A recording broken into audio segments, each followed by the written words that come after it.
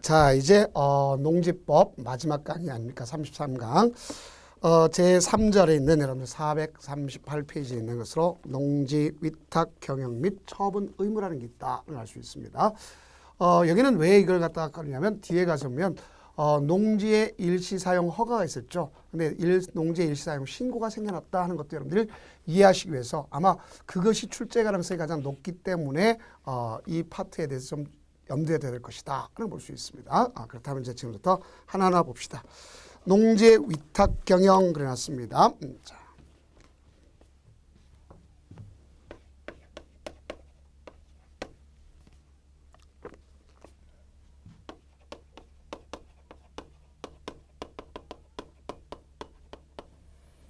원래 농지라고 하는 것은요,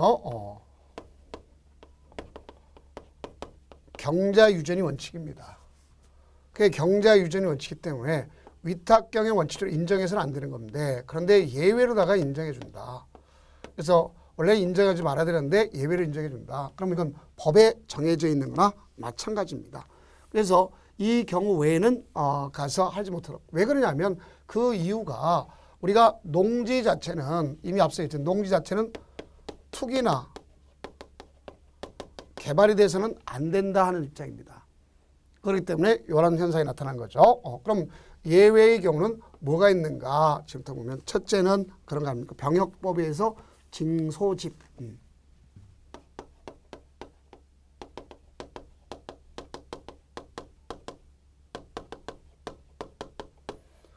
징집이나 소집됐다. 그러면 내가 군대 가 있는 동안 뭐 할 수 있다? 위탁경영 시킬 수 있다는 얘기입니다. 두 번째, 3개월 이상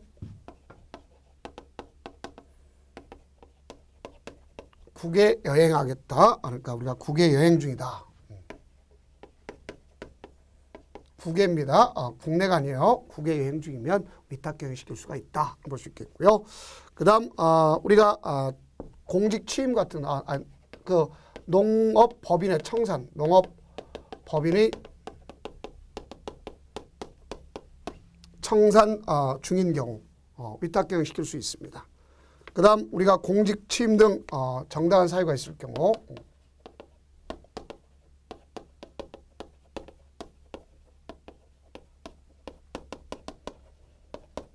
사유시에 가능하다 이렇게 볼 수 있겠죠.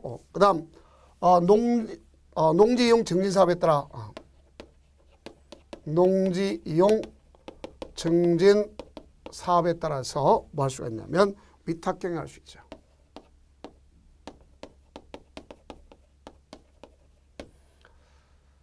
그 다음 마지막까지 자기 노동력 부족을 해서 자기 노동력이 부족하니까 그러기 위해서 농작업의 일부를 갖다가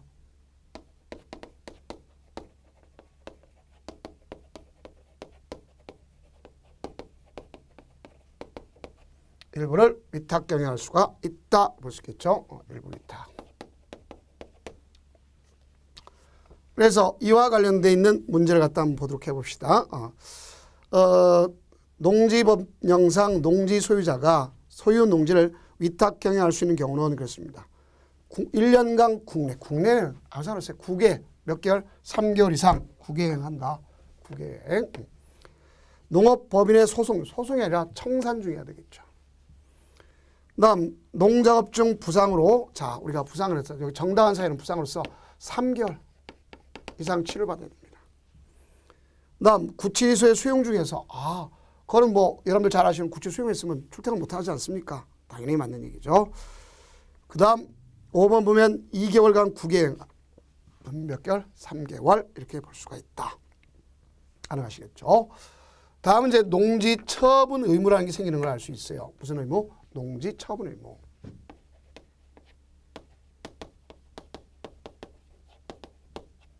그러니까 여기서 농지 처분 의무다 그랬는데 그 이유는 왜 생긴 거냐 보면 이런 거 아닙니까? 그 사유가 있는데 이 사유가 많이 있습니다. 10가지 정도가 있어요. 근데 우리는 이 10가지 사유가 있는데 그 10가지 다 외우려고 하지 말고요. 자, 이렇게 보시면 됩니다. 첫째, 경자유전이 아닙니다. 그러니까 갈자가 가야 되는데 갈자가 같지 않고 있다 하는 얘기죠. 두 번째는 뭐가 있냐면 농지 소유 상한제를 초과했어요. 그 중에 초과분에 대해서만 가능하다 이렇게 볼 수 있습니다. 초과분에 대해서만 가능하다 이렇게 볼 수 있어요. 그래서 이와 같이 경자유전이라든가 농지 소유 상한제를 초과해서 초과분에 대해서만 이루어진다 이러는 겁니다. 그러면 이렇게 사유가 발생했으면 사유 발생한 날부터 원칙적으로 1년 내 처분 의무가 생기는 거예요. 다만 이 사유 발생으로부터 사유가 있다 그러면 요 사유 발생으로서 농업회사 법인인 경우는 플러스 3개월을 더 주고 그러면서 1년이라는 걸 볼 수 있습니다. 왜냐하면 이 농업회사 법인은 청산할지 안 할지에 대해서 청산 기간은 2개월이지만 가서 할지 안 할지를 더해줘야 될 거 아닙니까? 그래서 1개월 더해서 3개월이다 이렇게 말을 할 수가 있습니다. 자, 그래서 이렇게 주는 것을 우리가 이해하면 되겠습니다. 그 다음 농지를 취득한 자가 2년 이내에 목적 사업을 착수하지 않았다든가 그렇죠? 또 한국농어촌공사에 지체 없이 위탁하지 아니한 경우에 해당할 수 있었어요. 자, 이런 경우에 하면 시장구조 이청한다 그러면 인정한다 그러면 1년 내 처분 의무가 생기는 거예요. 근데 이때 만약에 처분 의무가 1년 내 생겼는데 만약에 이때 처분하지 않더라 알겠죠? 그러면 가서 6개월 처분 명령이 내려와요. 누구로부터 나오냐? 여기 시장, 군수, 구청장으로부터 처분 명령이 날아오는 거예요. 그럼 우리는 이 시장, 군수처럼 처분 명령 날아오는데 6개월을 처분하도록 되어 있어요. 그럼 만약에 이렇게 처분을 하게 되면 처분 명령을 가져오면 가서 이 사람은 무슨 청구할 거냐? 가서 매수 청구 요구할 수 있어요. 사줘 이렇게. 누구한테 사달라느냐? 한국 농어촌 공사한테 사달라고 하는 거예요. 그 여기는 가격은 무슨 가격을 취해야 할 것이냐 보면 가격은요. 여기는 그 공시가가 원칙입니다. 근데 인근 가격이 더 낮더라. 인근 가격이 낮으면 낮은 가격을 할 수 있어요. 실거래 가격까지 할 수 있단 말이에요. 그래서 여기 매수 청구는 누구한테 요구한다? 한국농어촌공사한테 요구하는 것이다 하는 걸 여러분들이 이해하시면 되겠습니다. 그 내용 자체 가지고. 자, 그러면 거기 있는 것처럼 자 우리가 이 처분 명령은요. 이 처분 명령은 다시 우리가 3년 직권 유예가 될 수도 있어요. 왜냐하면 이 사람이 자기가 직접 농업경에 이용하고 있다든가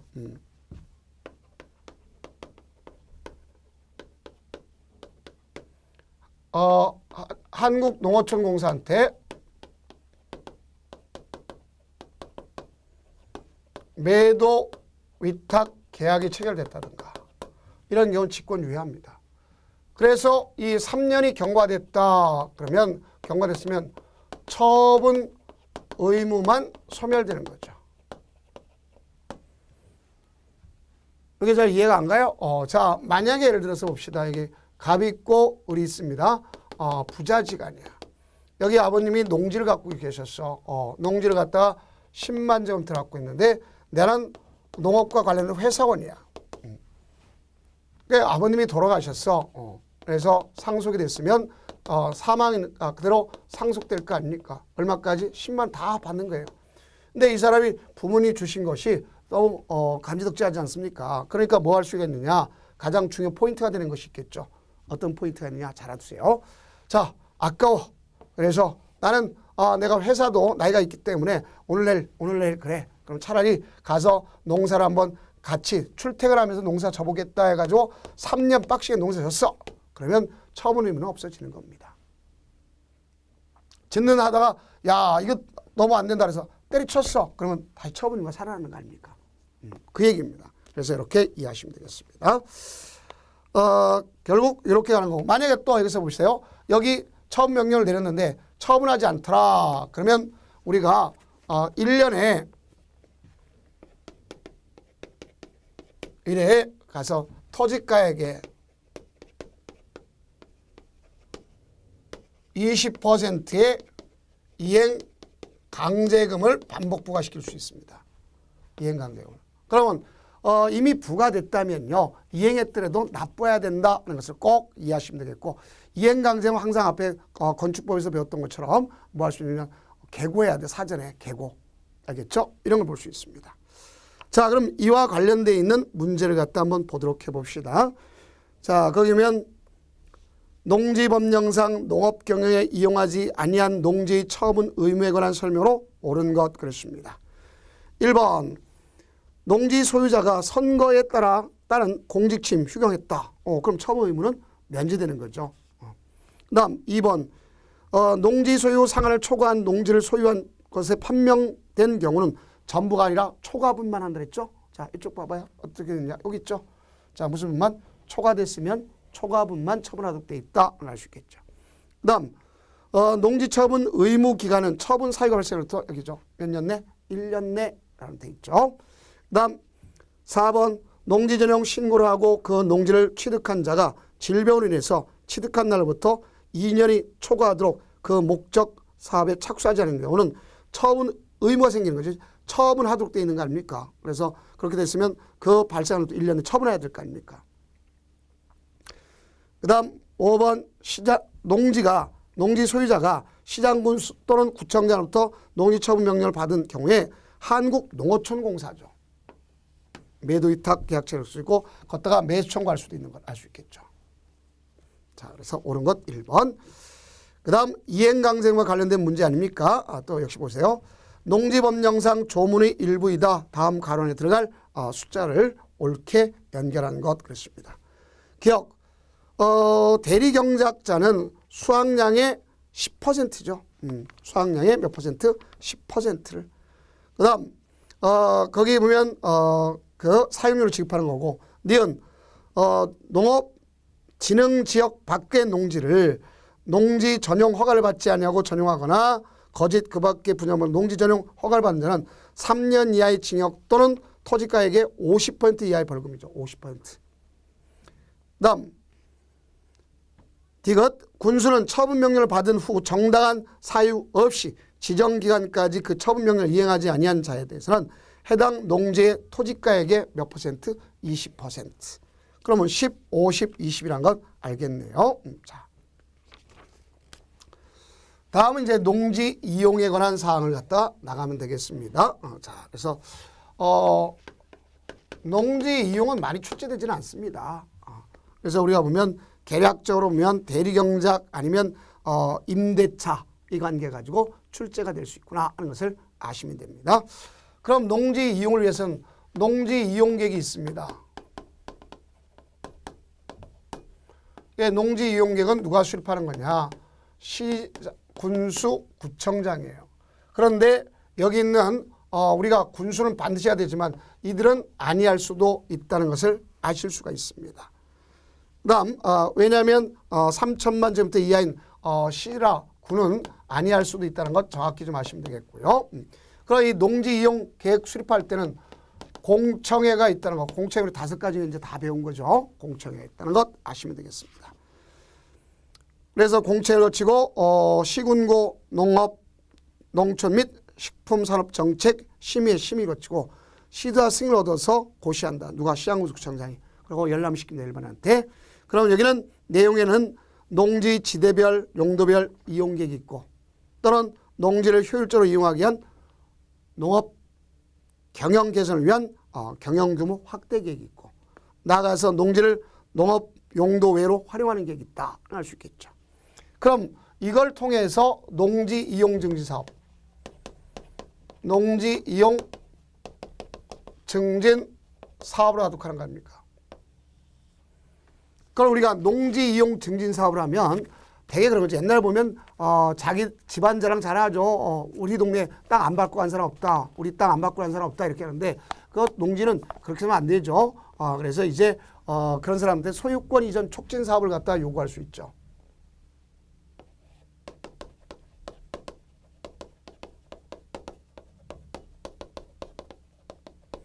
소유권 이전 촉진 사업을 요구할 수가 있다. 할 수 있겠고, 그 다음 나가서 이제 안 되면 임차권 설정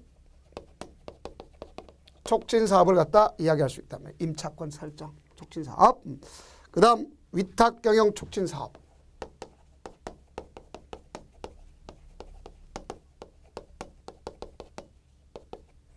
위탁 경영 촉진 사업. 제일 마지막에 할 수 있는 것이 바로 뭐라 볼 수 있냐면 농업 경영체 육성 사업. 더불어 농사지라는 얘기죠.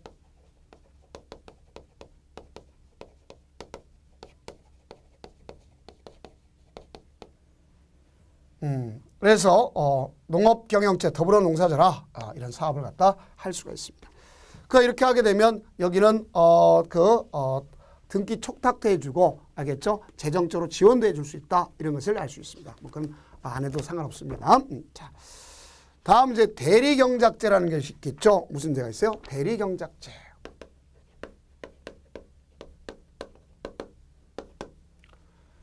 우리 대리경작제라는 것은 소유와 이용을 분리시키는 걸 볼 수 있습니다.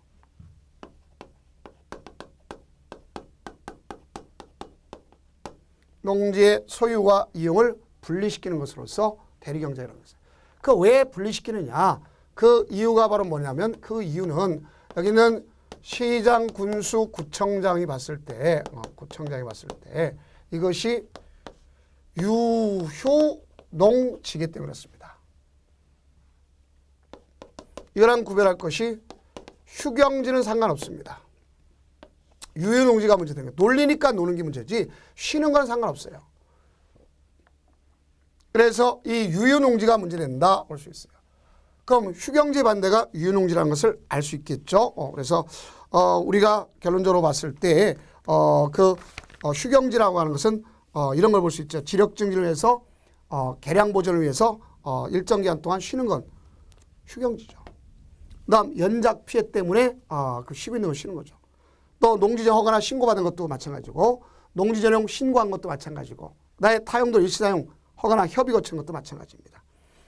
그러면 이렇게 되는데 이 유효 농지가 문제되는데 여기는 소유권자뿐만 아니라 임차권자도 대상이 되는 거예요. 여기는 시장군수구청자 이들한테 예정 지정하고 그 다음에 통보해 줍니다. 너희들 이거 하겠다 하고서 예정 지정을 합니다. 그럼 이 같은 우리가 대리경작에 대해서 예고를 한다는 얘기죠. 그래서 이걸 갖다 예고하는 거예요. 그러고 나중에 가서 지정하는 겁니다. 예고 때 뭐 할 수 있냐면 이의 신청 기회를 주는 거예요. 10일. 결정은 7일에 결정해 줄 때 있어요. 그럼 지정 때는 이의 신청할 수가 없습니다. 예고 때 이의 신청하도록 돼 있다는 것을 여러분들 이해하시면 되겠습니다. 그럼 이걸 지정해 줄 때 그 지정하는 사람이 바로 누구냐 하는 것을 우리가 인지해 두면 되겠죠. 그럼 여기는 우리가 여기 대리경작자가 누구냐? 원칙으로 이 사람을 must 해야 되는 거 아닙니까? 없을 때 2차 할 수 있는 거죠. can. 그래서 이 1차는 인근에 있는 농업이나 농업 생산자 단체한테 한다 볼 수 있어요. 그래서 인근에 있는 농업법인한테 하는 것이고 이들이 없다면 인근에 있는 학교나 농업 생산자 단체한테 한다라고 볼 수 있겠죠. 그래서 제가 앞서 잘못 말한 것처럼 인근에 있는 농업이나 농업 생산자 단체 그럼 틀립니다.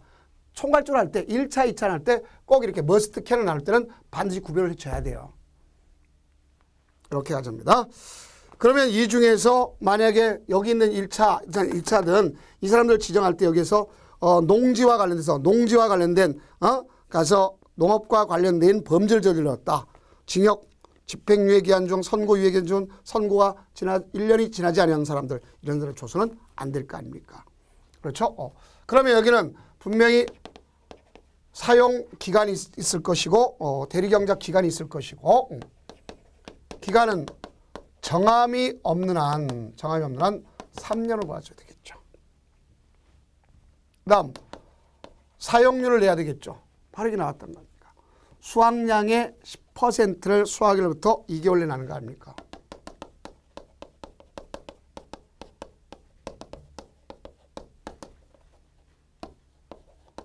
이게 원래 주는 것을 알 수가 있습니다. 그 다음 여기는 해지가 있죠.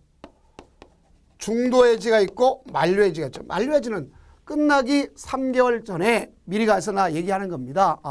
자, 이게 만료다. 그럼 만료 3개월 전에 내가 얘기하는 거예요. 그러면 가서 걔가 1개월 내 결정해 주도록 되어 있는 것이다. 볼 수 있습니다. 만료 기점에서 3개월 내 하면 결정은 1개월 내 결정해 주도록 되어 있다. 볼 수 있습니다. 자, 이쯤 하면 이제 기출 체크를 한번 봐야 되겠죠. 자, 농지법령상 농지의 대리경작 및 임대차에 관한 설명으로 틀린 것 그랬습니다. 유농지의 대리경작 기간은 정하지 않으면 1년이다. 자, 이게 옛날에는 틀렸죠. 좀 3년이 됐죠. 농업경영을 하는 자에게 농지를 임대하는 경우 서면계약 원칙이다. 맞습니다. 원칙. 국가는 안 하지만. 그 다음 임대 농지 양수인은 농지법에 따라 임대인의 지위를 승계함을 본다. 맞습니다. 지력 증진을 위하여 필요한 기간 동안 휴경하는 경우는 대리경작 지정할 수 없다. 맞죠. 그 다음 5번 자기 농업 경영을 위해 농지를 소유한 자는 주말체험 영농을 하려는 자에게 임대하는 것을 업으라는 자에게 자신의 농지를 임대할 수 없다. 아니죠. 할 수 있습니다. 자, 다음은 이제 뭐가 있냐면 임대차, 사용대차란 말이 있지 않습니까? 그래서 임대차, 사용대차 뭐 이건 가장 쉬운 거고 또 우리가 많이 나올 수 있는 거죠. 그 원래는 경자 유전이기 때문에 임대, 사용대를 해야 된다, 하지 말아야 된다, 하지 말도록 되어 있다 이렇게 보시면 되겠습니다. 자, 그래서 그 만약에 예외적으로 인정한다 그러면 앞에서 있던 우리가 뭐가 있었죠? 앞에서 배웠을 때 그렇게 배웠죠. 국가 줄초상 개팔자 농담한다 이런 말 썼었죠. 경자 유전이 아니어도 가질 수 있는 경우 그중에 국가 지난체가 있고 상속 있겠고 포괄적 유전 포함해서 8년 이상 농사 짓다가 이농한 사람도 있겠고요. 담보, 그다음에 농지전 허가, 농지전 협의, 그다음 개발 사업지구 1,500제곱미터 미만, 그다음 한계 농지라고 하는 게 있죠. 영농요건 분리농지, 그다음 그런 거 외에 우리가 질병, 징집 이런 것도 있는데 부상으로 해서 3개월 이상 치료, 교도소, 구치소, 감호소에 가 있는 거, 그다음에 3개월 이상 구개행, 농업법인의 청산 중 있죠. 그다음 60세 이상이 돼서 5년 이상 농사 짓다가 내가 노동력이 좀 딸려. 알겠죠? 그래서 하지 못할 경우는 바로 임대 사용대 할 수 있겠고 또 주말 체험 영농을 업으로 하는 자한테도 해줄 수가 있습니다. 그 다음 내가 농지 소유상을 초과했으면 초과분을 처분하도록 돼 있는데 그걸 갖다가 한국농어총회에 위탁할 수도 있습니다. 알겠죠? 이 경우 되겠습니다. 그 다음 이제 여러분들이 뭐가 있냐면 자격농지인데 이모작하겠다. 자, 제가 예를 들어서 오늘 하지 감자를 심었습니다. 그러면 우리가 절기 중에 하지가 있잖아요. 그죠? 엄청 짧게 하잖아요. 그럼 그 뒤에 내가 농사 짓기 싫어. 그럼 그 뒤에 다른 사람한테 양파 심겠다 아니면 가을 배추 심겠다는 사람한테 뭐 할 수 있어요? 이모작을 위해서 임대해 줄 수 있어요? 없어요? 있죠. 자, 그래서 8개월 이내 하는 것도 임대 사용대가 가능하다. 이렇게 볼 수 있습니다. 그래, 그 내용을 꼭 밑줄 쳐주면 되겠고요. 그 다음에 임대차, 사용대차가 이루어지는 건데요. 자, 우리가 계약은 원칙으로 서면 계약이 원칙이다. 그런데 이걸 안 받는 경우 있어요. 공유지는 적용받지 않습니다. 그다음 이거는 등기 없이도 효력을 발생시킬 수 있다 없다? 있다. 그럼 어떤 경우냐?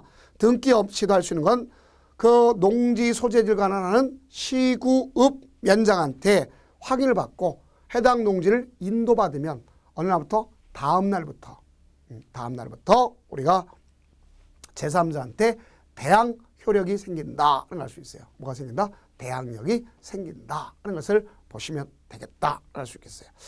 그 다음 나중에 그 시구읍면장은 그 대장을 갖다가 확인 갖춰줘야 되는 거죠. 나 이 임대차 기간은 국공유지 빼놓고 또 일반적으로 이모작 빼놓고서는 얼마나 3년 이상이면 3년으로 한다 하는 걸 볼 수 있겠죠. 3년 이상으로 하는 것이다. 그러면 나는 3년 이상인 경우다 하는 걸 알 수 있는데 3년 이내로 했다. 또 짧게 했다. 그러면 우리가 임대차 기간을 정하지 아니하거나 3년보다 짧게 되면 3년으로 약정된 걸 보는 것을 볼 수 있겠고 다만 임대인은 질병 또는 징집 법이 정한 사유가 있으면 3년 미만을 해줄 수가 있습니다. 법에다가. 그 다음 갱신하겠다. 우리 민법상 갱신하고는 차이가 있습니다. 우리 민법상은 1개월, 6개월짜리겠죠. 임대, 임차인 다르잖아요. 우리 여기 있는 농지법에서는 임대인이 임대차 기간 끝나기 3개월 전까지 갱신하지 아니한 뜻이나 아니면 아무런 통지를 하지 않으면 다시 임대차 계약 체결한 것과 똑같이 된다를 볼 수 있어요. 그 문제는 이 임대료 증감 가지고 문제 생길 수 있어요. 그렇죠? 그럼 분쟁이 생길 수 있잖아요. 그러면 농지소유에 관한 시장군수구청장한테 조정을 신청하면 그 시장군수구청장은 바로 농지임대차 조정위원회를 구성해서 개시할 수 있어요. 그런데 여기에 위원장은 부자 들어가신 분이 다 됩니다. 부군수, 부구청장, 부시장 이런 사람들이 이루어지는 걸 볼 수 있겠고 위원은 위원장 1명 포함해서 3명의 위원으로 구성하도록 되어 있습니다. 자, 그 다음 여기 있는 내용을 갖다 한번 보면은 농지법령상 농지의 임대차에 관한 설명으로 틀린 것은 그랬습니다. 틀린 것.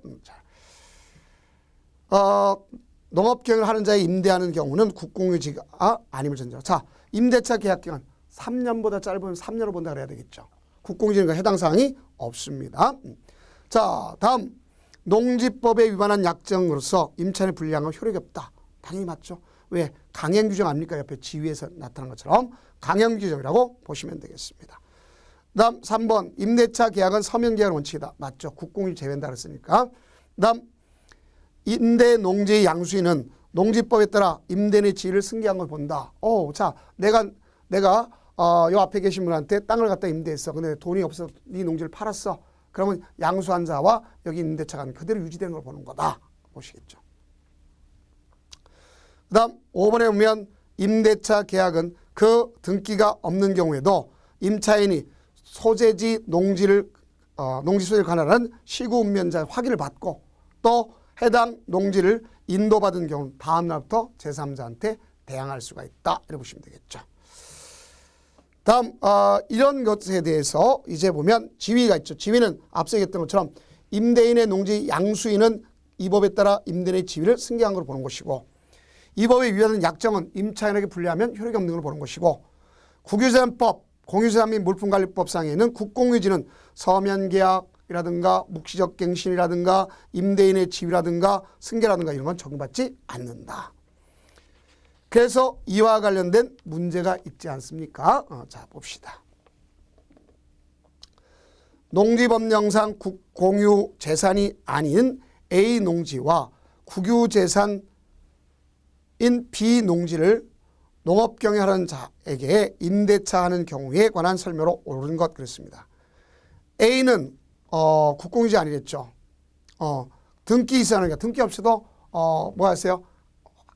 시군면자한테 확인받고 뭐 하면 되겠습니까? 인도받으면 다음 날부터 제3자 대항할 수 있는 거죠. 다음 2번 임대인의 취약을 이유로 A 농지를 임대한 경우 임대차 기간 3년. 자, 3년 더 짧게 할 수 있다는 얘기 아닙니까? 3번 임대인의 질병을 이유로 A 농지를 임대했다가 같은 임대차 계약 갱신하는 경우 3년 이상으로 해야 된다. 아니죠. 질병이라면 더 짧게 할 수 있습니다. A 농지 임차인이 그 농지를 정당한 사유 없이 농업경에 사용하지 아니한 경우에 농지 소재지 읍면장은 임대차 종료를 명할 수 있다. 자, 우리가 임대차 종료 명하는 건 시장군수구청장이 농림축산식품령 정한 바에 따라서 하는 겁니다. 분명히 틀렸죠. 그 다음 B 농지는 임대차 기간 3년 미만으로 할 수 있다. 왜? 국공유지는 3년 따라가지 않기 때문에 그런 거죠. 자, 이제 챕터 4에 있는 것으로서 뭐가 나오냐면 농지보전이라는 소리가 나오지 않습니까? 그 농지보전의 가장 대표적인 것이 뭐라 볼 수 있어요? 농업진흥지역이구나 하는 것을 아시면 되겠죠. 자, 그래서 이 내용을 가지고 한번 해봅시다.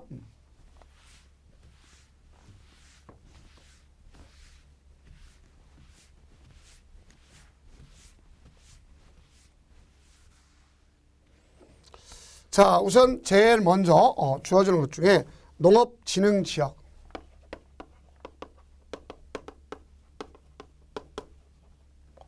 과거에는 절대 농지라고 그랬지 않습니까?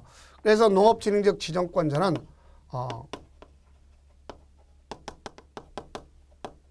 시도지사입니다. 잘 농림축산식품부 장관이 아닙니다.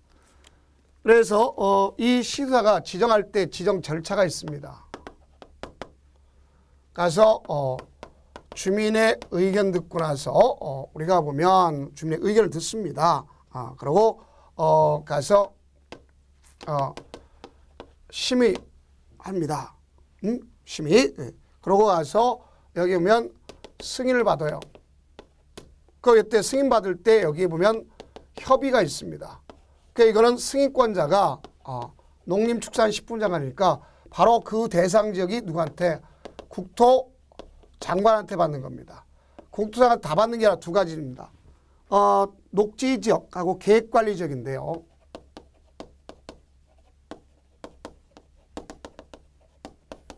이건 개발 가능성이 있는 땅을 갖다가 절대 농지로 묶어버리면 개발할 수가 없잖아요. 그래서 미리 물어보는 겁니다. 그래서 이렇게 가져가서 이제 승인을 합니다. 그러면 그 내용을 갖다가 이제 고시에서 누구한테 알려면 시장구청장을 통해서 알려주도록 하는 것을 볼 수 있습니다. 그러면 여기 농업진흥지역을 지정할 때 우리가 보면 이 농업진흥지역 구분이 있어요. 두 가지로 구분할 수 있습니다. 만약에 예를 들어서 여기가 하천이 있다고 생각해 봅시다. 하천이 있는데 여기는 절대적으로 농업 생산을 위해서 농지가 아주 집단화가 잘 돼 있어요. 농경지가 집단화가 돼서 잘 돼 있단 말이에요. 그러면 이 상류 같은 데는 상류대는 여기다가 예를 들어서 골프 연습장이라든가 아니면 여러분들이 우리가 이런 공장 같은 치면 될까 안 될까? 안 되죠. 왜? 여기 있는 여기 용수원, 수질, 농업환경 이런 농업 환경을 보호하기 위한 거 아닙니까? 그렇기 때문에 이런 지역을 농업보호구역이라고 하는 거고, 자 지금 여기 있는 여기를 갖다가 농업진흥구역이라는 거예요. 이 전체를 농업진흥지역이라는 거죠. 그래서 농업진흥지역은 다시 두 가지 나눌 수 있죠. 진흥구역과 보호구역으로 나타났다. 그래서 보호구역은 진흥구역의 용수원, 수질, 농업환경 보호를 위해서 나타나는 것이다. 이렇게 아시면 되겠습니다. 그럼 이렇게 농지가 지정되면 결국 행위제한을 가져오지 않습니까? 그 내 땅값 떨어졌다고 생각하나 마찬가지겠죠. 그러면 행위제한을 갖다 오니까 무슨 청구는 매수 청구를 요구할 수 있어요. 누구한테 요구하느냐? 역시 한국농어촌 공사한테 요구하는 거죠. 이거는 감정가격으로 한다. 앞에서 했던 거랑 차이가 있다는 걸 정확히 아셔야 되겠죠. 앞에서는 공시까지만 얘기를 감정가격으로 일한다. 이걸 볼 수 있습니다. 자, 그러면 그와 관련된 문제를 풀어보도록 해봅시다. 농지법령상 농업진흥지역의 지정 및 운용에 관한 설명 중 틀린 것. 그렇습니다. 1번 틀렸네요. 농업진흥지역은 누가 지정한다 그랬죠? 시도사가 지정한다 그랬잖아요. 그러니까 분명히 달랐으면 잘못됐으면 알 수 있겠죠. 그 다음 농업진흥지역은 진흥구역과 보호구역을 할 수 있고, 보호구역은 농업진흥구역의 용수원 확보, 수질보전, 농업환경을 보호하기 위해서 필요한 지역에서 지정할 수 있다. 맞죠. 그 다음 농업진흥지역의 지정은 국토의 개인 법률에 따른 녹지지역, 관리지역, 농림지역, 자연환경구역. 단 어디는 안 되죠? 특별시 것은 안 됩니다. 서울특별시 거. 그 다음 시도사는 국토의 계획 및 법률에 따라 용도 지역을 변경하는 경우에 농업진흥지역을 해제할 수 있다. 맞습니다. 다음 농업진흥지역 안에 행위제한이 있습니다. 농업진흥지역 안에서 행위제한이란 것은 이렇게 생각하면 될 거 아닙니까?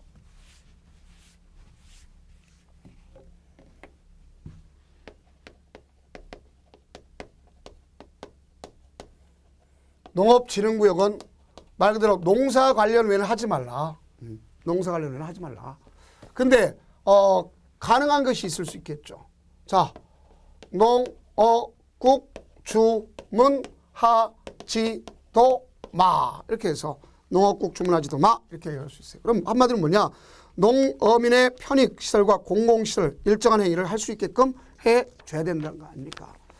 그래서 여기는 농이라는 것은 농수산물 관련된 시설을 얘기하는 거고 어린이 놀이터와 같은 마을 회관 등을 할 수 있겠고 국방 같은 군사시설이 되겠고 그다음 농업인 주택 같은 걸 지을 수 있겠죠. 농업인 주택은 660까지 할 수 있다는 걸 알 수 있어요.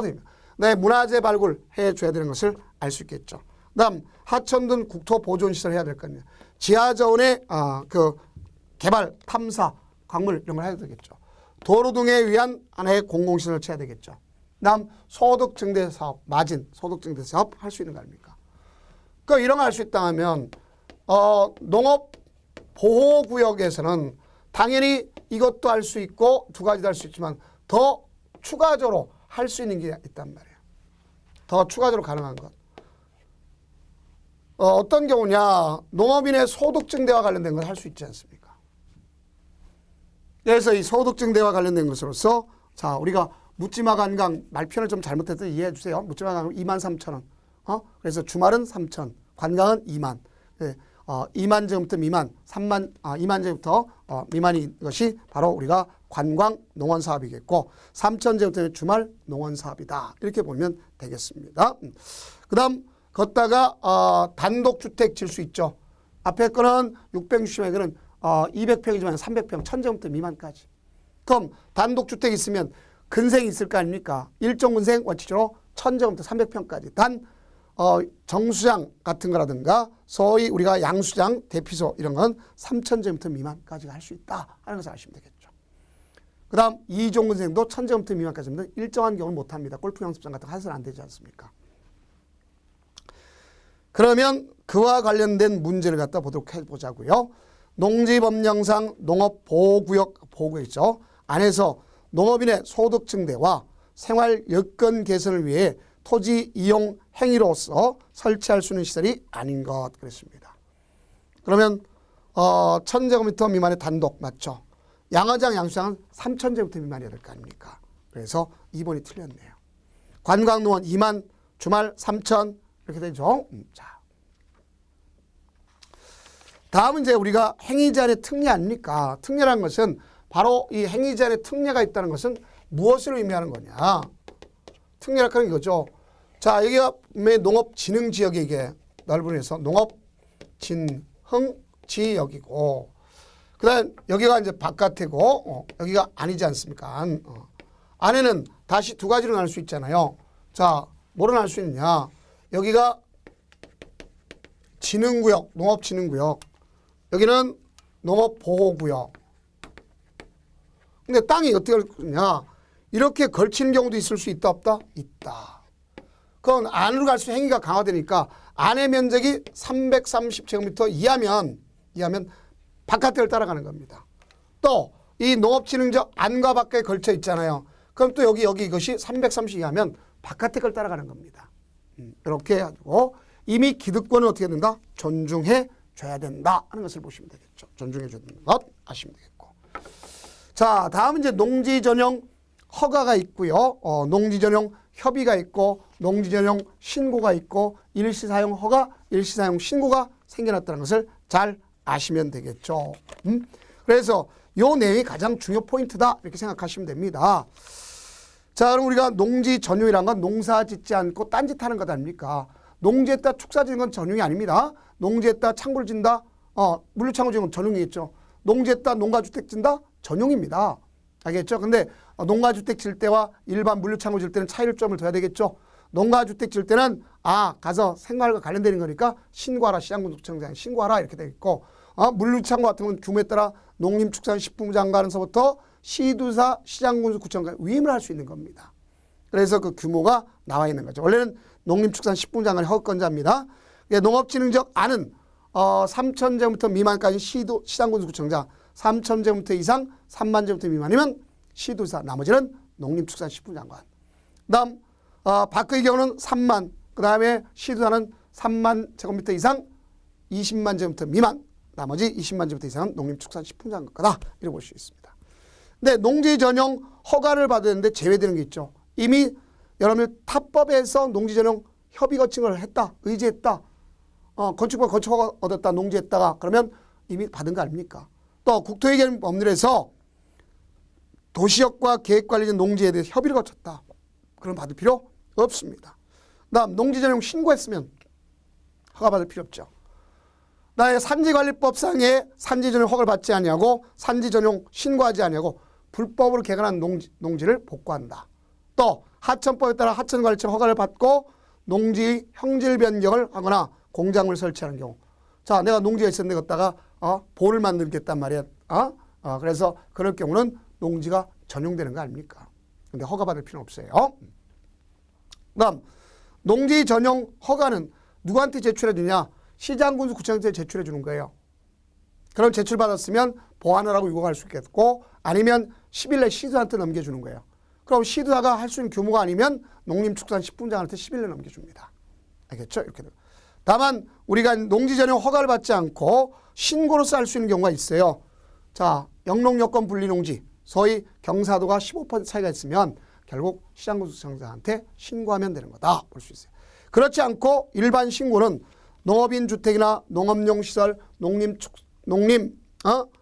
농산물의 유통가공, 어린이부터 마을회관 이런 거, 농업인의 공동생활 편익시설, 그다음 농산 관련 연구시설, 양어장, 양식장, 어업용시설 이런 경우는 신고하도록 되어 있습니다. 시장군수청장한테.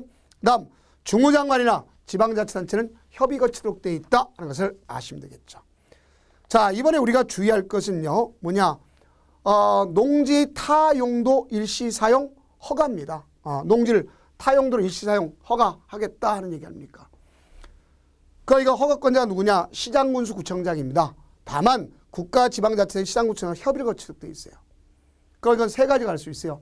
건축법상의 건축 허가 신고 대상 시설이 아닌 농축산물의 시설과 농산물 간이처리 시설을 설치하겠다. 예를 들어서 우리가 버섯 재배사 같은 걸 짓겠다. 탭장 같은 거 크게 짓겠다. 이런 경우에 해당하죠. 그 다음 주목적 사업을 위해서 현장 사무소나 부대시설 이런 것에서 물건을 적재하거나 매설하겠다. 일사용할 수 있겠죠. 그럼 사업할 때까지. 그 다음 토속, 광물을 채굴한다. 그 원칙적으로 허가받는데 앞에 있는 농림수산과 관련됐으면 7년. 자, 연장했다. 통산에서 5년. 그 다음 주목적 사업을 하겠다. 그러면 언제 끝날지 모르잖아요. KTX가 만들어지겠다. 그 도로를 내겠다. 그러면 언제까지 만들지 모르잖아요. 그럼 그 주변 지역 계속 사용할 거 아닙니까? 그러면 연장도 통산에서 끝날 때까지. 그 다음 내가 광물을 채광한다. 그러면 원칙적으로 5년입니다. 5년. 근데 가서 연장하겠다. 그럼 통산에서 3년 이렇게 됩니다. 그 다음 농지를 타용도로 일시사용 신고하는 경우 있어요. 요새 농사 관련해서 뭐 무슨 축제 같은 걸 많이 하지 않습니까? 뭐 산천어 축제 같은 걸 하기 위해서 연못 같은 소위 우리가 농지적 또 따지면 유지 같은 걸 전용해서 한다든가 이렇게 해서 임시 행사장을 만든다. 그러면 허가가 좀 그렇단 말이에요. 그래서 신고하도록 이렇게 돼 있습니다. 그래서 우리는 썰매장, 지역 축제장 일시적으로 사용한다든가 이런 경우는 신고하도록 돼 있다. 이렇게 볼 수가 있습니다.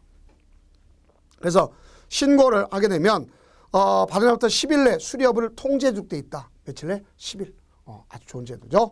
그럼 11일 내 아무 수리가 없으면 다음날 수리한 것으로 본다.